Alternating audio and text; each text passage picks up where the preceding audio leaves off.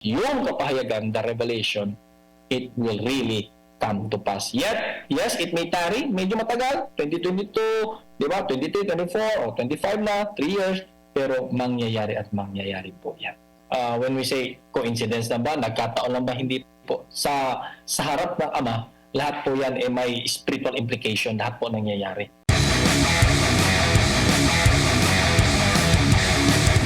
Stories po ito, yung nangyaring sunog. Oo. Doon sa Los Angeles. Bigyan lang natin ng real-time na datos yung ating mga kababayan batay nga dito sa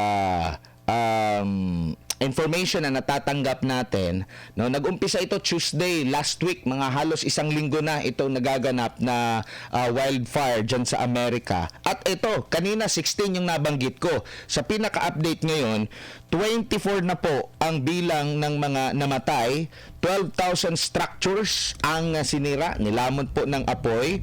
Nasa 60 square miles ang sunog po. So, kasi minsan dito sa Pilipinas, di alam kung ano yung miles, gano'ng kalawak ba yan. Kinonvert natin, nasa 155 kilometers square. Kilometers po mga kapartner. Square miles itong gamit nila.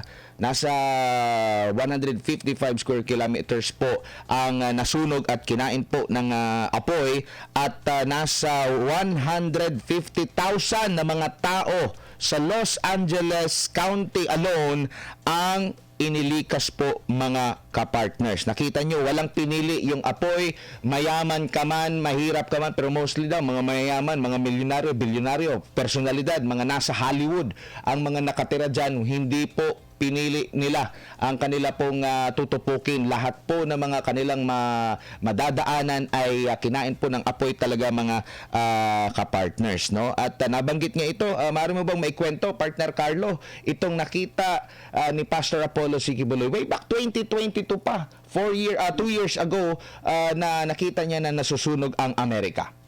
Yes, January 2022, binahagi na yan natin Malapasto, one of his preachings sa Sounds of Worship, that America is burning. Literally, it is burning. Pari sa Maui. Opo. Maui, Hawaii. Yes, sa west side, sa Lahaina. Lahaina na lugar sa Maui Island, Maui County. Tinupok talaga lahat ng kabayan mula sa bundok pababa doon sa dagat na yung nakita nyo, lahat ng mga residente rin, tumatalo na, sa dagat na Pag talo na sa dagat, doon naman kasi nag-scatter yung mga gasolina, sunog din doon sa dagat. So, there's no way of escape actually. Lahat ng kabahayan, lahat, nasunog lahat. Then ito na. Akala natin coincidence na ito nangyari. Then ito na, sundan naman. January 2025, ito nangyari sa Los Angeles. Tandaan po natin mga kababayan, wala po sa when we say coincidence na ba, nagkataon lang ba, hindi po. Sa harap ng Ama, lahat po yan may spiritual implication, lahat po nangyayari. Alam mo, itong sa Kingdom of Jesus Christ, ang ministry po ni Pastor Apollo Sikibuloy, meron po tinatawag na prophetic ministry. Prophetic ministry, kapahayagan po mula sa ating dakilang Ama, at ano yung pinopronounce ng ating buting na pastor, nangyayari po yan. Ito, sinare po niya ito. Hindi pa ito nangyayari lahat. Sinare po niya January 2022 that America is burning. Now, kung titignan natin, bakit ito nangyayari sa isang superpower na bansa? I will not touch on dahil sa may naghagis daw, ng apoy, o dahil sa drought season, o ganun-ganun. Hindi po. Pupunta po tayo sa spiritual implication po ito. Tandaan po natin palagi that the Almighty Father in heaven will never tolerate injustices. Hindi po papalampasin ng Ama sa langit ng ating Diyos na may likha because He is a God of justice. Ayaw niya po ng mga injustice. Pag may nagawan ka na injustice. Now, ano ba nangyari?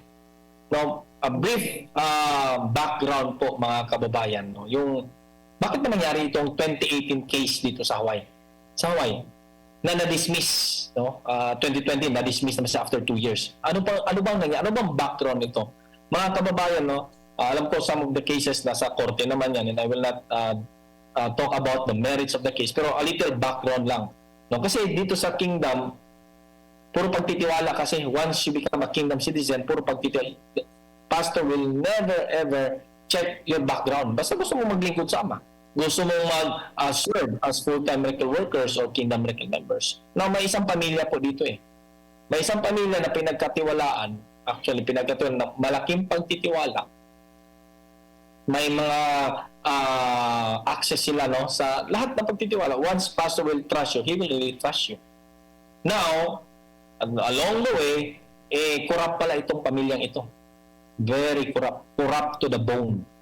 Hindi pala paglilingkod ang nakikita nila. Nakikita pala nila ano yung makukuha, makamkam nila na kahit hindi sa kanila. Mga financial na mga pagpapala. Because the kingdom is blessed by the Almighty Father tremendously. Yun na nakita nila. Now, nangyari, to make the story short, dahil nahuli na natin, no, dahil sa kanilang ginawa na pagnanakaw sa loob ng Kingdom of Jesus Christ, pagnanakaw, hindi po ito, we're not talking about thousands or millions, more than that po. Pagnanakaw ang ginawa nila. Nahuli natin, kailangan managot sila. Anong ginawa nila? Tumakbo, lumipad, papuntang Amerika. Okay, nung nandun na sila sa Amerika, they create stories. Madali lang kasi mag-create ng mga istorya. Lalo na pag-iinitan mo ang isang personalidad, kagaya ni Pastor Apollo C. Quibloy, very controversial. No? Very controversial in the sense na he is preaching boldly. He expressed it talaga. Ano yung mensahe na tanggap niya sa dakilang Ama? And without fear or favor po yan, kahit sino pang masasagasaan dyan, as long as ma-deliver ang mga salita ng Diyos. Now, magpunta sila doon, nagsumbong sila doon, nagawa-gawa sila ngayon ng mga fabricated stories, lies, all lies, puro kasinungalingan. Ay, sinit up nila, di ba? Nung nangyari sa 2018, nung na-hold yung just after the successful concert crusade of the Kingdom of Jesus Christ led by Pastor Apollo C. Quibloy sa Hawaii.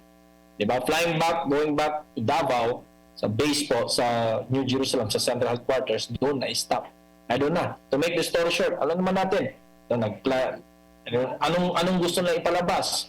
They want to get pastor. Kasi nga, may naghanda na sila ng iba't ibang mga kaso. Ano yung palaging binabalik-balik na kaso? Rape, child molestation, ang mga babae, minolestya dito sa loob ng karya ng Ama, mga minor de edad, bilog mo klase ng mga akusasyon na yan. Ready na yan sila lahat.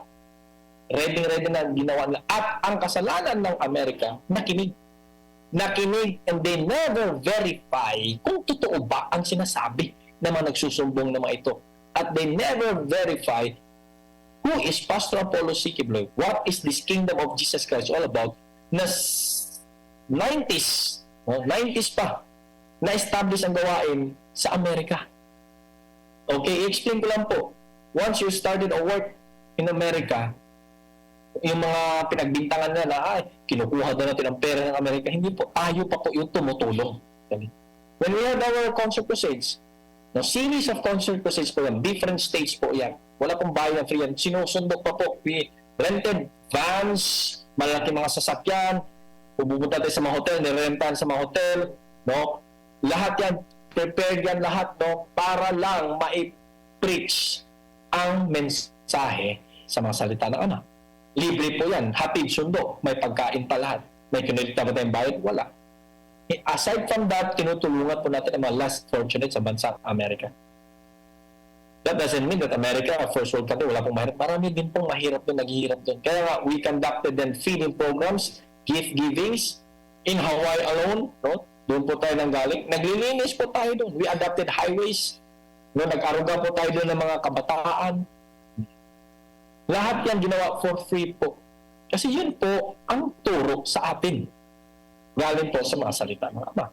Now, here comes itong mga dissidents, yung mga totoo mga masama at kurakot, galing sa kingdom. Yes, they are from the kingdom. Former members, full-time workers of the kingdom, lumayas, bit-bit yung mga dala-dala nila, mga kinurakot, nagsumbong doon sa Amerika para pagtakpan ang mga kabulastugan na ginawa nila dito sa kasi papanagutin natin. Hindi pwedeng ganun, hindi yan pera. Zero corruption dito. Yes, totoo yan. Kaya nga, lilitaw ka talaga. No matter how tago-tago mo yan, lilitaw ka kasi ganun kang klaseng na pagkatao. Kaya nga, hindi nila natin eh. Kaya nga, lumayas, nagsumbong doon at kasalanan ng motoridad nakinig without verifying. Sino ba to si Pastor Apollo? Sino ba itong mga nagsusumbong? Ilan lang yan sila? compared sa millions of members of Pastor Kibuloy na natulungan na bago ang buhay. Now, the cases, yun na, 2018, yun ang unang case. Dami ng case doon, money laundering, ano pa yung mga kinabit-kabit nga doon mga cases. Ano nangyari? It was all dismissed. Na-dismiss ang kaso. Now, another round na naman. Tapos na doon sa Hawaii, dinala naman nila doon sa LA. Tingnan mo doon sa Hawaii. After nangyari doon sa Hawaii, 2018, di ba, nagkasunog din doon. And our worship Alboroto ang bulkan din doon. Yes, was spared. Hindi nasunog yung house of worship natin doon. No, salamat sa Ama, ang makapangyarihan ng Alboroto ang bulkan. Kasi nga, the Father Almighty will never tolerate injustices. Hindi mawawala ang mga dilubyo kagaya nito sa bansang Amerika hanggat nandyan ang pamilyang yan. Pamilyang traidor, pamilyang korap. Dala-dala po nila ang curse, ang sumpa. Kaya America will never recover hanggat nandyan yan. Hanggat ito mga kaso hindi dapat si Pastor Kinasuan, dapat sila. Yan. Okay, ano nangyari? Fast forward. Ito, nandito na tayo sa present time ngayon. Ano nangyari? Previous days. LA is burning. Kita nyo sa TV, nakakaawa. Nakakaawa talaga. Multi-million na mga bahay, mga celebrities na mga bahay. Down doon, pababa sa bundok, sa Hollywood, sa mga Palisades doon lahat. Sunog lahat ng madadaanan para bang may hinahanap ang apoy na ito. Why?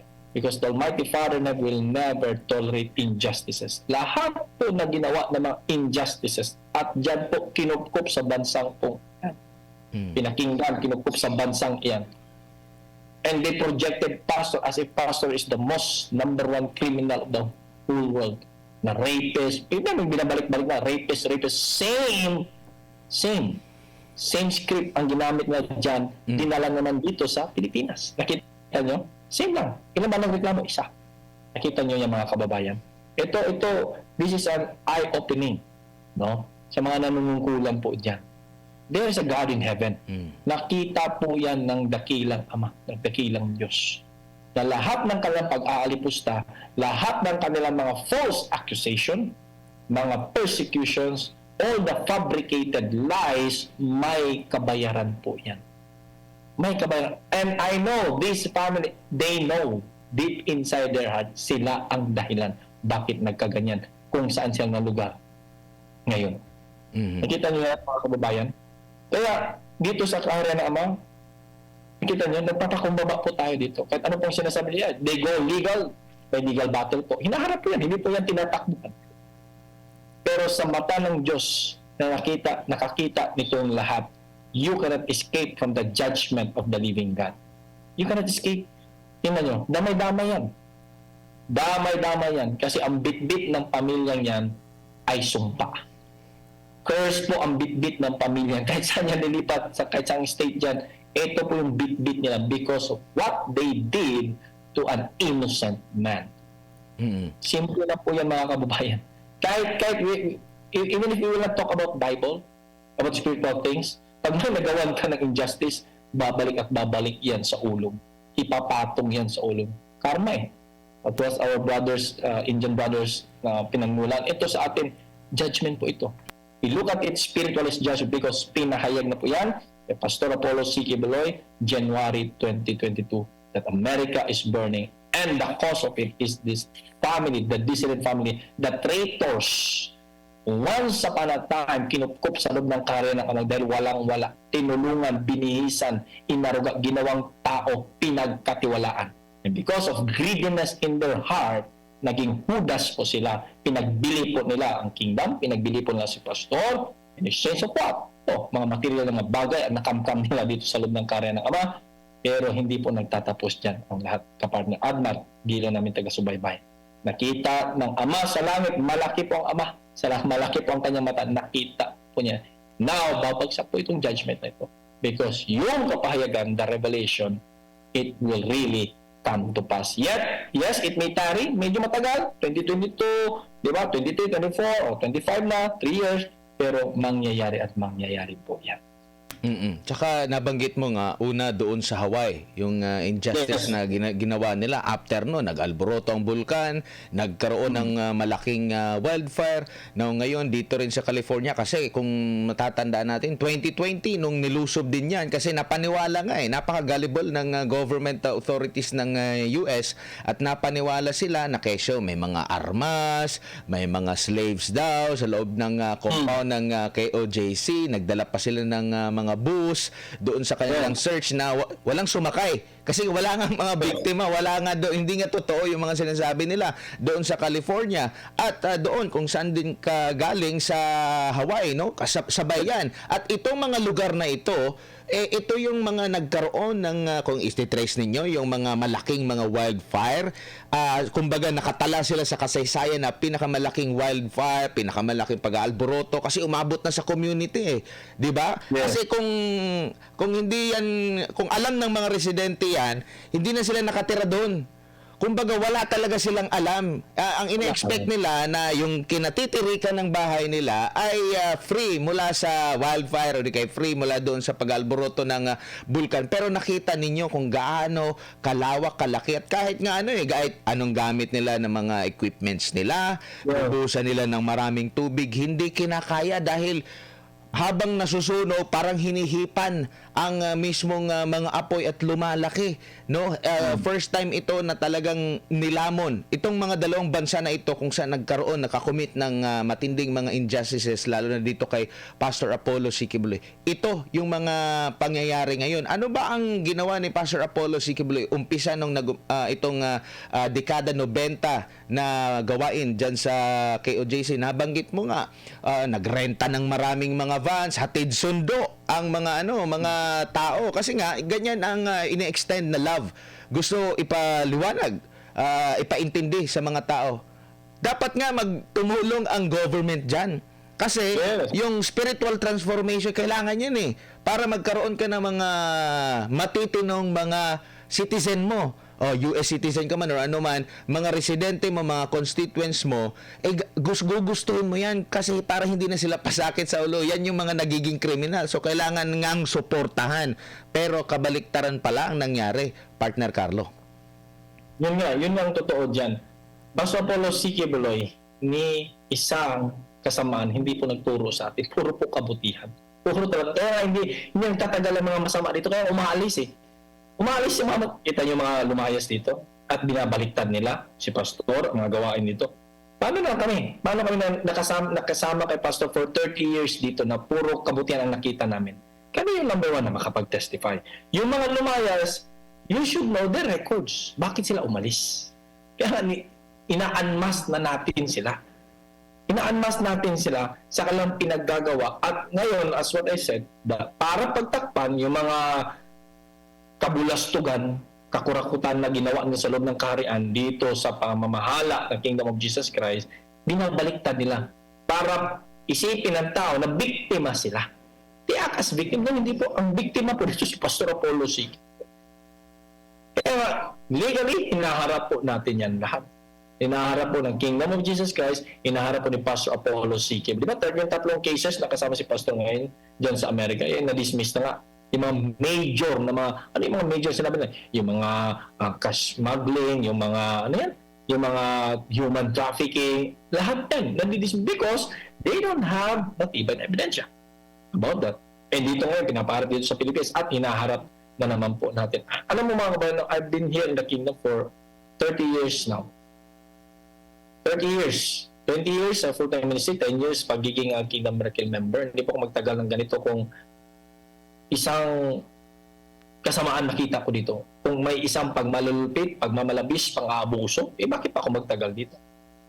Diba? Same sa lahat ng mga kingdom members. 7 million all of us all over the world po. Kaya ganito na lang po ang commitment natin, paninindigan natin to defend the kingdom at rally behind sa ating mga pastor kasi alam natin pastor is innocent. Wala po. Puro po yan. Gawa-gawa lang na mga istorya. Puro po yan mga kasinungalingan. Now, wala tayong ibang weapon Wala tayong ibang weapon kundi dalangin. And now, the Almighty Father is hearing our cries, hearing our prayers, our earnest prayers. Kaya nga ito, dumating na ang judgment sa kanila. in accordance, balikan ko lang, January 2022, Pastor's Revelation ang tanggap that America is burning po. Nakakatakot po ito eh. Kasi you cannot escape really from the judgment of the Almighty Father. Ito, tingnan mo, ano madaanan ng apoy na ito, sunog lahat. At ngayon, parang pinapahinga lang. And what is the latest update? Itong Santa Ana wind ba yun? Tama. And this weekend, dry wind po yan. Ito na pinangangambahan nila na mas lalo pang lalaki po ang apoy po. It's unstoppable. Tumulong na yung Canada, yung mga air firefighters nila, no, nagkuha ng tubig sa dagat, kahit anong balik na kailang balik na.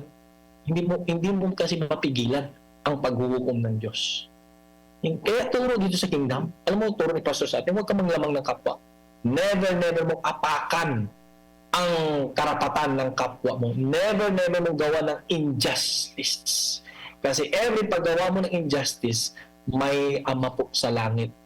And when puno na po yung salo, makakatanggap po ng judge. Ito, babagsak po talaga ang judgment po. Especially sa lugar na yan na nagkukup po sa pamilyang traidor, pamilya na kurap, pamilya na ubod ng kasamaan. Pastor nga, hindi nga na-expect na magsuklian nyo siya ng kabutihan. Di ba? So, pag ginawa ka ng kabutihan ni Pastor, Pastor will never ask you to do something in return sa kanya. Hindi po. Ganun po kabuti si Pastor. Ito, nag-take advantage eh. Ito sila eh. Kasi nga, masama ang ugali. Maitim yung budhi. Grabe garapalan. Pero no, kamkamin yung perang hindi sa'yo. Hindi mo yung pera. Hindi mo yung pagmamay-ari. Kayong pamilyang kayo. Nabuko. Ulitin ko agad nabuko. Nahuli. Walang mukha ipaharap kasi alam natin, hindi natin tinutolerate yung mga magnanakaw dito sa kingdom. Hindi natin tinutolerate yung mga corrupt dito sa kingdom. Kaya natakot yan sila. Anong ginawa? Lumayas. Mga sila ibang para kundi magpasaklolo doon nga sa bansang iyan na nakinig naman. Nakinig at they never verify. Nakinig na tapos biglang ang good example nung nirate na tayo sa Hawaii at doon sa LA. Anong information sinabi sa kanila? May room daw dyan na nakakandado at yung mga workers ni Pastor Kibuloy nakakandado yung mga paa. Yun na yung isi-save nila kasi nga human trafficking ang kaso. Tinraffic na yun illegally. Kaya they have buses, vans, malalaki, nakaambang doon sa harap ng KLC natin kasi pupunuin daw yun ng mga na-rescue nila na inabuso ni Pastor Kibuloy.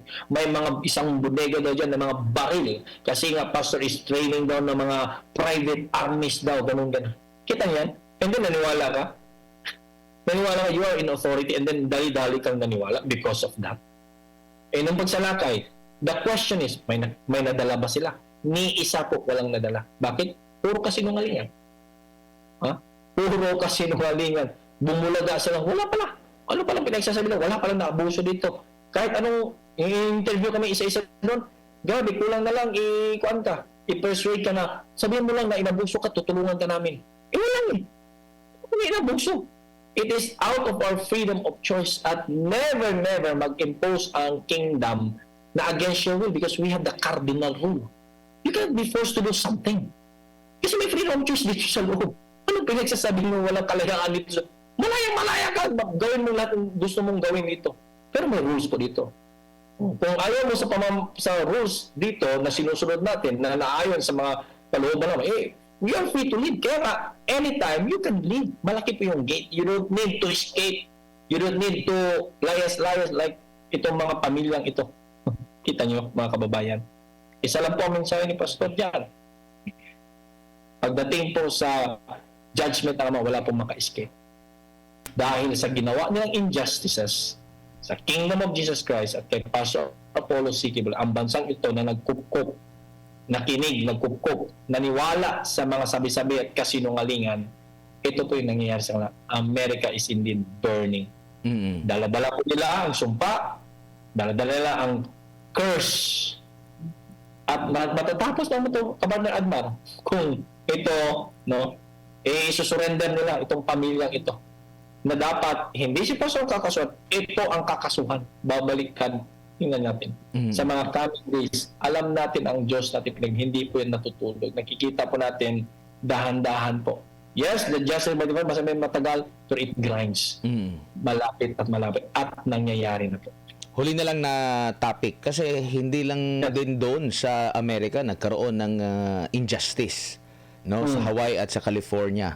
Nakita ng buong mundo ang ginawang paglusob, pagkubkob sa halos nasa mahigit kalahating buwan, 16 days ang KOJC compound. Nakita natin ang pang-aabuso mismo. So ibig bang sabihin maaari din na sapitin ng mga nanggipit dito ang nangyari doon sa Amerika?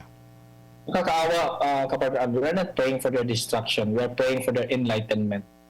Kasi if they will never repent and they will never realize may nakapatawaran sa Ama, nako, lahat ng ginawa nila, kung ano yung tinanim nila na pang-abuso, pagmamalupit, grabe yung ginawa nila dito sa siege, sa ginawa natin sa compound, na namatay at patay ng 3, babalik at babalik po yan sa kanila. We're not praying for that. Ayaw natin mangyari yan sa kanila. But because sa ginawa nila, ang Ama din po ay may sarili pong paghuhukom. That's why we're praying for their enlightenment. Na maliwanagan sila. Na ihinto na nila itong panggigipit na ginagawa nila sa Kingdom of Jesus Christ. Kasi nga ito, biro mo kalabanin mo yung kabutihan. Kabutihan ni sa Diyos yan. Ibig sabihin, kinakalaban mo ang Diyos. Sino ka? Kung kinakalaban mo kabutihan ang Diyos, ikaw yung nasa panig ng kadiliman. And jump into conclusion agad because of political, because of money. What? What's the reason bakit ginaganito niyo ang Kingdom of Jesus Christ? Si Pastor Apollo C. Kibuloy.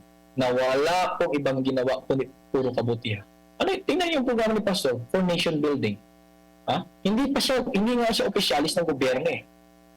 Nilinis niya ang Pilipinas. Tumulong sa pagtatanim ng puno. Tumulong sa kung anong ikakabuti sa bansa Pilipinas, sa kabataan. Kung may mga kalamidad, edukasyon ng kabataan, sa kababaihan, sa senior citizen, lahat po ng sektor without asking anything in return.